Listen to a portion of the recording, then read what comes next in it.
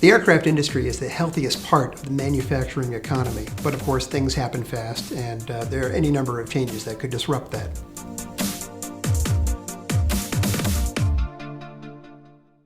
Hi, I'm Jackie McFarland with AMT at the Global Forecasting and Marketing Conference here in Cleveland, and I'm joined with Richard Aboulafia, who just finished up his presentation on the aircraft and aerospace market. So thank you for coming. Thank you for having me. So one of the things that I wanted to ask first, for a company looking to get involved in that market, where are the opportunities for them, and what are some suggestions you might make to a supplier or a manufacturer looking to get involved in the aerospace or aircraft market? Well, first of all, thanks for being interested in our industry. We're very fond of it. A couple of ways in, I suppose. This is an industry that's based upon established producers, very high barriers to entry. Having said that, there's an awful lot going on right now, and obviously people are looking for new sources of supply. A couple of key areas. One is there's a big change technologically in the jet engines that are powering the biggest single segments of this market. Mm-hmm. So given that, the challenges of tooling up, particularly for the new Pratt & Whitney and General Electric engines, are very big. They're going into the turbine side of things. That's huge, particularly when it comes to new materials, because there have been some major changes in the materials business. The second is to look at companies that your audience might already be serving. For example, Precision Castparts. They have a big energy and gas presence, resource extraction, but they also do a very large number of castings and forgings for the aerospace business. So perhaps migrating over in terms of appealing from one side of the company to the other on the basis of a proven track record. Mm-hmm. And then finally, you're looking at the rise of more transplant factories, particularly in the U.S. South, but also in China and elsewhere, Mexico certainly. Mm-hmm. The U.S. South is kind of interesting. Airbus now operating a facility in Mobile. You'll probably see clusters grow up around them of suppliers. So Boeing's Charleston facility, another example, Honda aircraft down in North Carolina.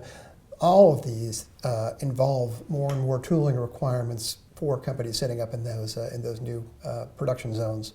Now, are there any other new technology trends? You mentioned a little bit about the turbines and the tooling.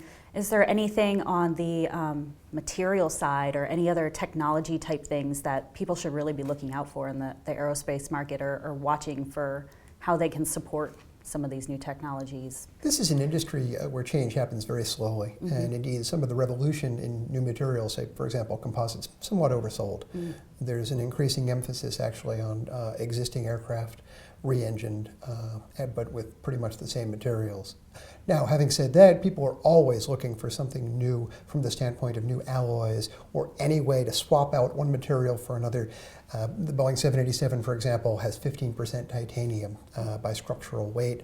That's an expensive material. Anything that a company can do to assist the transition away from that and towards something that's just as almost as light and strong as titanium, but less expensive. Anything that saves people money is hugely important. As time goes on, to know which way that industry is going to be going? What would you recommend for people to be watching out for?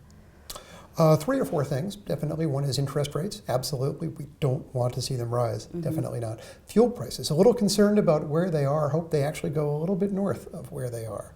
But that's hugely important too. Mm-hmm. Order activity from the jetliners, because even though it doesn't always mean something to have 10,000 jets on backlog, it's good to see a positive book-to-bill ratio. And the good news about this year is we are still seeing a positive, better than 1-to-1 book-to-bill ratio, deliveries relative to orders.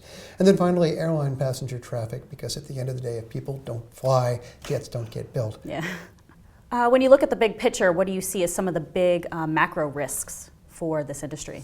Well, in addition to the usual fuel prices and interest rates, what's happening right now with the BRIC countries, emerging markets, is hugely important because they played a pivotal enabling role in the run-up of jetliner demand after 2008.